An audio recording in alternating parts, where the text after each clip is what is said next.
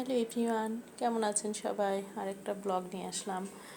আজকে সকালবেলা ঘুম থেকে উঠে আসলে সেহরি খেয়ে একবারে নামাজ পড়ে ঘুমানো হয়, তো এই কারণে উঠে তারপরে নিজের হাতে নিজেদের বেডটা গুছিয়ে নিতে হয়। তো এই ফাঁকে আমার হেল্পিং হ্যান্ডও চলে আসে। এখন একটু দেরিতেই আসে, 9টার দিকে আসে। তো যেহেতু রোজার মাস, অন্য সময় 8টা সাড়ে 8টার মধ্যেই চলে আসে এরকম। তো আর এখন তো শীতও চলে গেছে, কম্বলেরও দরকার নেই, তুলে ফেলেছি, ওয়াশে দিয়ে দিয়েছে। আর আর এই যে উইন ব্যাগটা, এটাতে আমি বসি রিল্যাক্স করে বসার জন্য। এটা আসলে সবসময় তো বিছানায় বসতে ভালো লাগে না, আমি বিছানায় বসা পছন্দ করি না সবসময়। তো যাই হোক, রুমটা গুছিয়ে নিয়ে এরপরে কুষ্টিয়া থেকে কিছু চিড়া নিয়ে আসছিলাম রমজানের জন্য।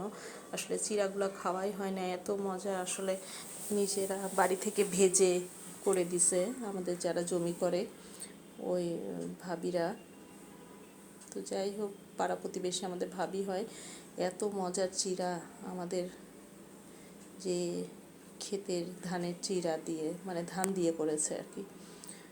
তো যাই হোক, আজকে এরপরে আমি একটা জারের মধ্যে ঢেলে নিলাম, আরও 2টা জার হয়েছে। এরপরে কিচেনে চলে আসলাম। তো মুরগি কেটে রেখেছে আমার হেল্পিং হ্যান্ড।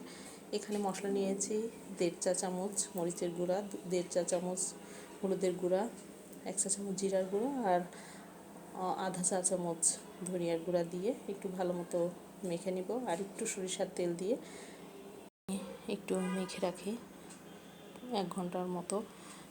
এতে যে একটা বাজে দুর্গন্ধ থাকে মুরগি দিয়ে, সেটা কিন্তু চলে যায়।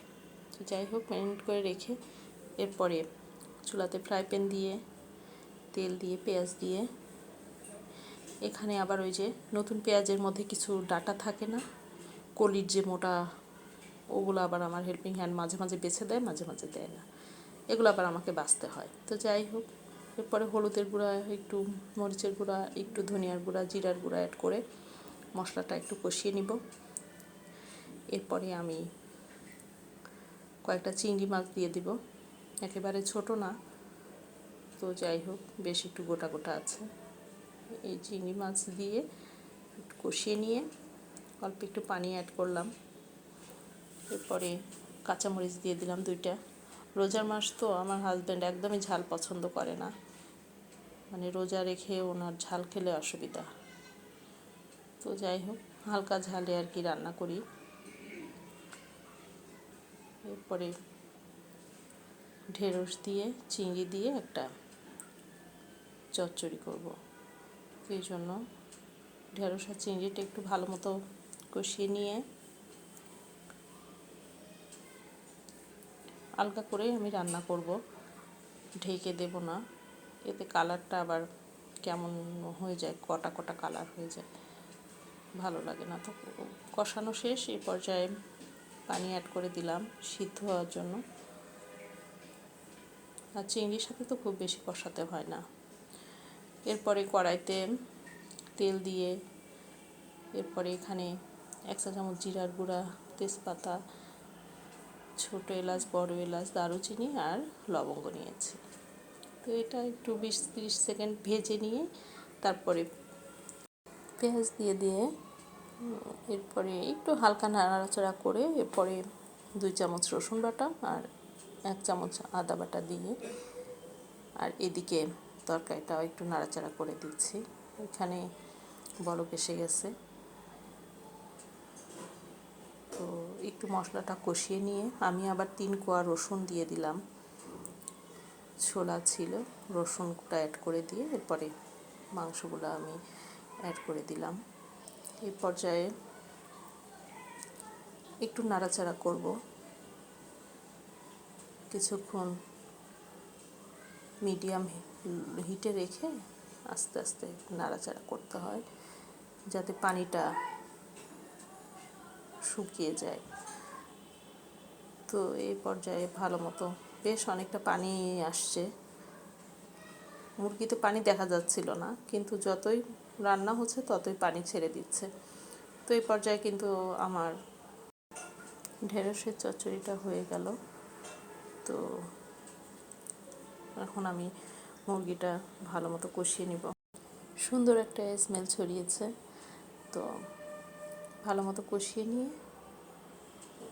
এই পর্যায়ে আমি ঝোলের পানি অ্যাড করে দিচ্ছি।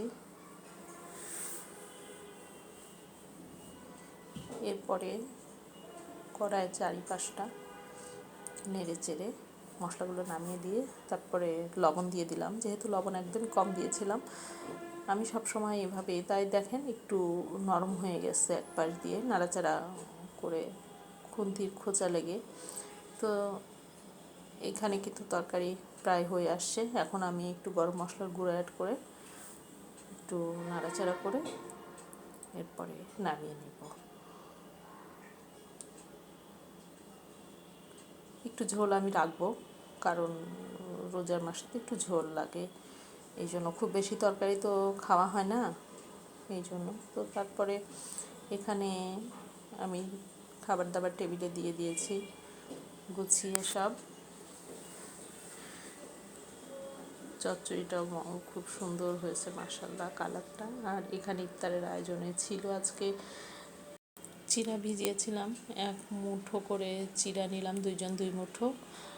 আর দই নিয়ে আসছে চিড়া দিয়ে খাওয়ার জন্য। আর সেই সাথে রুটি সেকে দিয়েছি আমার হাজব্যান্ডের, গরম গরম ডিম ভেজে দিয়েছি। আর এখানে তো আমাদের যথারীতি যে ফল, শসা, এইগুলো তো আমাদের রেগুলার খাবার। আপেলটা আমি প্রতিদিনই খাই, সারা বছরই খাই। আর একটু পেঁয়াজু ভেজেছি আর আলুর চপ। তো আজকে এই ছিল আমাদের আয়োজন। আগামীতে আবার দেখা হবে ইনশাল্লাহ। তো stay fine, be happy and stay Jannatul Jibon lifestyle. By.